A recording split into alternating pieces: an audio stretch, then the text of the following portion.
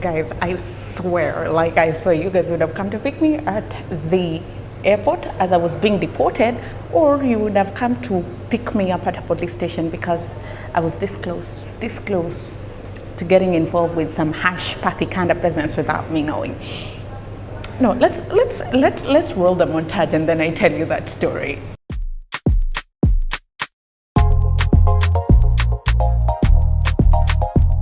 Hi guys, welcome to another episode of the vlog. My name is Andrea Ganga. I am a Tubano and I decided to do a quick video. I was here when the incident happened, so it's a full circle. Let me tell you that story. Let me gist you. I feel like Wednesdays are just days that we catch up. So I'm seated, I'm editing, I'm minding my own business, okay? And I'm just living my life. And then I get a text. So there's a place I buy airtime. Like I don't have Momo, so I go to an MTN physical shop to buy airtime. Does that make sense? Because MTN doesn't have scratch cards for Ghanaians. So we have to buy, you have to go to there, and if I need to send someone money, particularly Ubers or Momo, that's the guy that does it for me. So this guy and I were cool. Like we talk, we have small conversations. Sometimes I give him money and just go away, and he'll do the due diligence. By the way, Ghanaians are very honest people when it comes to business. So this guy hits me up. Hey, what's up? I'm like, hey, cool, what's up? And I just thought maybe he has a problem with one of the people that we send money, maybe the Uber guys, or I don't know. I just didn't think much into it. Then he's like, I need some help with something. And I'm like, okay, go ahead. If I can be able to help you, then why not? Then I will attach receipts, baby. I'm not like, you can't make this stuff up, guys. You can't make it up. So he says he needs me to speak on phone on his behalf. And I'm like, okay, why would I do that? Like, what's the problem? Is everything okay? Tell me more. Then he says that he likes my accent and I'll just have to, on that phone, just be me, speak. And I'm like, okay, so far so good. I can be me, I can speak, but who am I talking to and why am I talking to them? That is when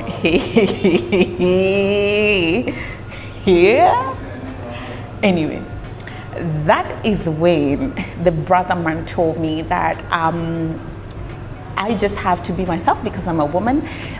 It's a man I'll be talking to on the other side of the line. And in my head, like, so many things are going through my head. I'm like, why would I be talking to a man on the other side of the line? Like, what's the business here? Then he's like, you'll just talk and pretend to be me.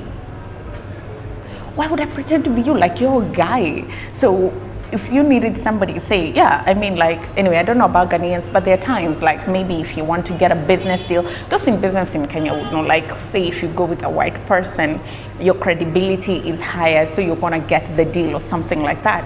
And it's something that happens, so I didn't mind, but I was like, why do I have to pretend to be you? You know, to be like someone who's flanking you as a business partner or something like that is different from flagging you, rather, is different from me pretending to be you. Then he said, oh, he's a man, you just have to pretend to be me, and then I think he'll send us money or something like that. I think they're sort of in a virtual relationship and he's a lady, and I think the guy needed proof of life or proof of gender, and he needed to speak to someone, and that's where I came in. So I put all this together, but I was like, please, I jumped into conclusion very fast, okay? Yeah, it's something I'm working on, but I was like, let me not judge him. And I said, please explain it to me all over again, like what you honestly want us to do. And he explained it, and honestly, it sounded so shady, okay? Do not get it twisted. This is one person in a country of over 30 million people, okay? But it got me thinking about a lot of things. So one, the thing that went across my mind is, you're gonna get arrested. This is fraud. You're gonna get arrested. And my cue, I have watched all videos on Hush Puppy, okay? So I know online fraud from beginning to end. I have read, what's that Kingsley book? There's that book about Kingsley. I can't even remember the author, but if you've read the book, it's also about this Yahoo business, yeah? and it's by a Nigerian author, I believe. And it just like I'm scared, man, and not even scared of the crime in itself. Don't get me wrong. I don't engage in criminal activities. You guys know what I do, but it's just I'm gonna get arrested. And then you guys, the funny part is when I told Benjamin what was happening, he was like, "Oh, this is fun. Go along with it and see where it goes." Go where? Go where? Like, go where? Go where with it? Huh? Kotoka International Airport while I'm being deported? Go where? Tema police station where I'll get arrested? Go where? Like, I don't know if people understand that right now the international policing bodies are so keen on online fraud. Like, you just participate in it like this, it doesn't matter, like you're hooked. You know, if you're part of that trail, you're hooked and you're gonna get charged. But to some extent I was like, but why? Like, why did he think he can ask me to participate in it with him? And it's like we've never spoken beyond that, and I needed to go use a Momo, and I'm not gonna start looking for a new Momo agent just because he asked me to be a criminal beside him. I don't even think he went ahead with it. Maybe it was just something he was trying. I'm not trying to make excuses for him, but I went to send money, and like I didn't want to bring up the conversation because I'm sure it's awkward and uncomfortable for him, particularly because I said no, and maybe I feel like a part of him knew that I was gonna say no, but he was just like, bro, try your luck and see where this goes. So I went, sent money, like we never had a conversation, like nothing happened, and life moved on. But you guys, like me, my thoughts are just, I was gonna get arrested. I'm gonna get arrested. But this brings up a lot of things. Okay. One, access to opportunities is a big deal. Like young people, it's not just in West Africa, even in Kenya, there's so many wash guys. Young people go to school, graduate, they don't get access to opportunities, they don't have jobs, they don't have avenues where they can make a decent living. And it's very easy to get pulled into crime, very, very easy, because what else are they supposed to do? I mean, they've done everything right by the book, and then they're out here, bills don't play, your landlord will want for you to pay utilities, even if you've paid rent, you need to eat, you need to move.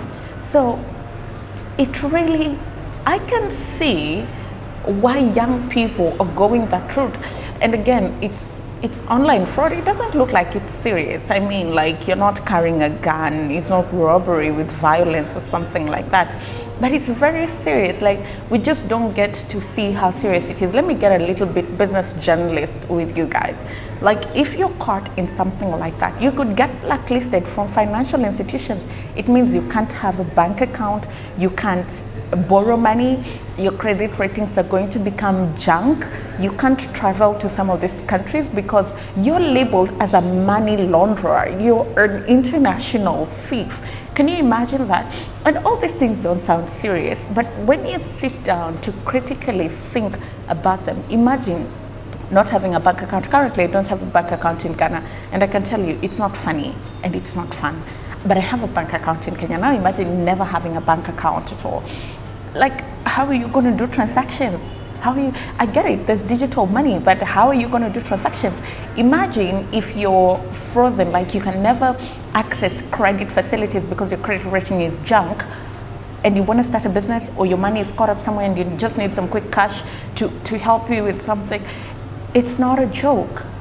Why he chose me, I don't know. I just want to believe I look friendly and I'm nice, but it's crazy. And also, he's a young man, he's working. I don't even see the reason why he'd want to. I know he works in a Momo shop, maybe it's not his, but he's still earning a living, and it's his own decent living, yeah? But there's this thing, like I was watching a certain documentary, and online there's so many hush puppies, you know, like, and it's not just, I don't want to say it's a West African thing, it's an African thing, it's a global thing. Social media has made it so cool to brag, to boast, to flex. And when you log onto social media, it's no longer social. It's no longer a place where people are sharing their day-to-day life, or enjoying events or anything. It's so heavily curated. It's a flex. It's a place to flex. Like, I went on Hash Papi's page after he was arrested, and I went through all, like, I've watched every documentary, so I went on his page. It's just expensive cars, expensive watches, fine booze, fine dining, great living, designer head to toe, and nobody asks questions. Like, nobody asks, how can I make money the way you're making? It's just, hey, God of Hash Papi, remember me. Do you know what Hash Papi is doing? Now he's in jail. Now he's in jail. Do you want his gold? I'm talking to you. You. It's just, and I don't blame young people, because also there was a time I had to get off social media because the pressure was too much. But just before you get sucked into that vacation life and private jet and Balmain and Hermes and Gucci and Birkin, just think, like, I swear to God, I don't know if Elon Musk has a Birkin bag that goes for $500,000 and he's the richest man in the fucking globe.